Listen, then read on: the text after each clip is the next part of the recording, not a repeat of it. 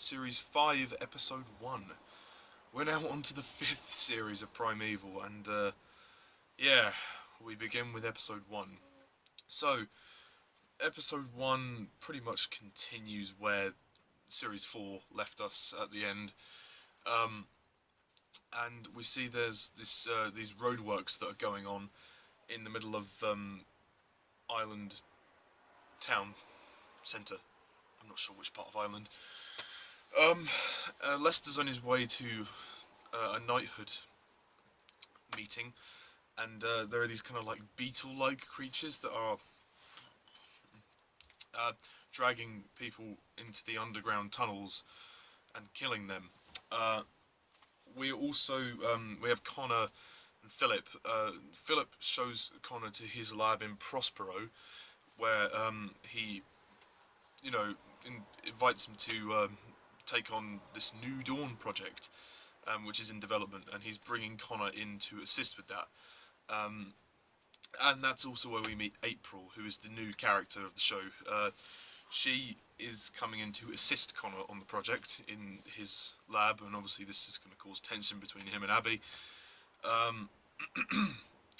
And Lester is going on getting is having some kind of meeting, and from then on it's kind of just the same usual crap. With the New Dawn thing, Philip's ideas are to change the world, make the world more renewable and all that jazz. Essentially, go green. And then it's just the usual kind of Primeval formula. They have to fight the creatures and whatnot.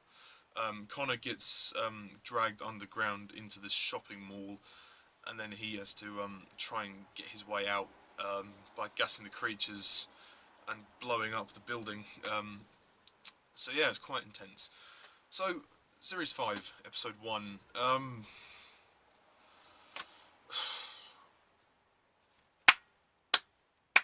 Bravo. That's all I gotta say, really. There's not much I can say about this episode. It's, I don't know, it's just gotten to the point now where Primeval feels like a chore to watch. This episode felt like a chore to watch. It was honestly that bad that it felt so unbelievably boring to watch. I did not give a single crap about anything that was going on. That's the problem with this episode. It is just boring as fuck. The plot is bad, you don't care about it. The creatures are pretty terrible, to be honest. They're not really that threatening. They're just like giant beetles. I mean, the CGI is fake. It's not as polished as it used to be. Whether that's to do with budget reasons or whether that's just them doing a half-assed job, I don't know. The script, again, not very good. The script is just very lifeless, as it has been for Series 4. I mean, one good thing about this episode is that Hannah Spearritt actually does give a better performance as Abby this time. Andrew Lee Potts is again great as Connor. I like Alexander Siddig here as Philip. He gets more to do. I cannot stand the woman that plays April. I don't know her name, but the actress who plays April is terrible. She's so wooden. And her accent slips a lot. Like, that ending scene when she's in Connor's lab. Just listen to what she's saying, and it sounds odd.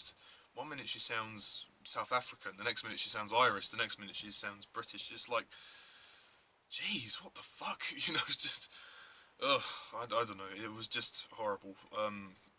She gives a really cringy performance, and there's these really awkward moments between her and Connor. Like, there's some kind of sexual tension there, I think, which is a bit awkward for her. Also, Abby susses out that Matt is from the future, and that's the end of the episode where he kind of lets her in on everything that's going to happen, and he says to her, "I need you to help me. I need to know what Connor's doing in Prospero." So Abby and Matt are planning to do a little investigation into Connor's work, because Matt has a suspicion that what Connor's doing might cause the end of the world. So I mean, it doesn't really kick off until the next few episodes, but they just set it up here. Becca's quite good in this episode. I like Becca. Jess is less annoying, so that's good. She's good to look at. Um, the opening was a bit weird. I mean, it's nice to have Lester in an opening sequence when he's in the car. He's like, when there's never actually any work being done, you know, and he's having a go at the construction, the people that are doing the roadworks. That was funny. And the funniest moment of the episode was indeed when he found out that it was Philip who was going to get the knighthood, and he was like, yes, you know, yes, Philip, good old Philip, you know, Sir Philip, and then he goes into his office and he yells, he goes, ah! That was funny. I like that. And seeing Jess's reaction, like, that was quite funny. But the episode is just plodding and boring and makes for 45 minutes of complete bland entertainment. It's not even entertainment. It's not entertaining enough. Ciaran McMenamin returns as Matt Anderson. Ugh, whoopty fucking do. You know, he's back again and he's doing the same, you know, Matt Blanderson. That's what I'm going to call him from now on, Matt Blanderson. You know, he's giving me the same bland performance that he did in all of the episodes in Series 4, and it doesn't improve anytime soon. He's just fucking crap. And like, you know, when there's those moments like the moment when they're about to blow up the building, that's quite intense. I do like that bit. And then Lester says, "Oh, it's Matt's call." You know, I think that might have been earlier in the episode. Actually, I can't remember. But they said, "Oh, you know, it's Matt's call." You know, Matt makes the final call because he's the team leader. Yeah, some fucking leader. He doesn't really seem like he has control over the team. Like, you know, like I said in the Series 4 reviews, he kind of goes off and does his own thing. Not so much in this episode, but I think more in the next few. Like, he's going on his errands. The music is okay, I guess. You know, it's fine. You know, it's passable. Some of the camera work is a bit shaky. It does look good on Blu-ray, though. I'll give it that. But there's nothing else to say. That's it. It's just a very forgettable episode. I suppose you could sort of enjoy it as a light romp, but for me, it adds nothing. And after the disappointment of the Series 4 finale, it doesn't elevate things very much. So, yeah, the pacing is the biggest issue with this. This episode drags on forever.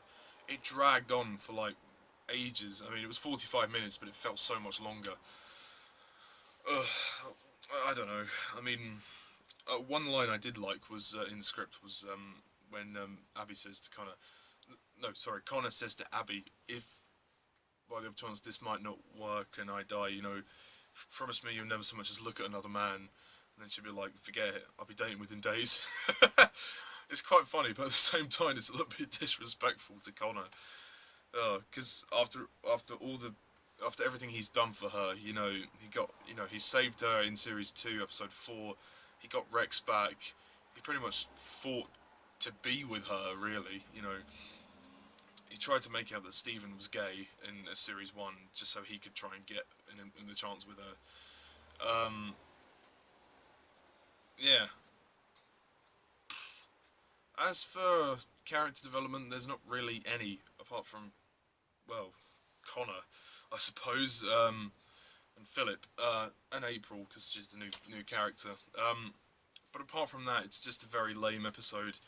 It's not like a complete fail, but it is a fail. It does fail in a lot of areas, so I'm going to give this one probably a 4 out of 10.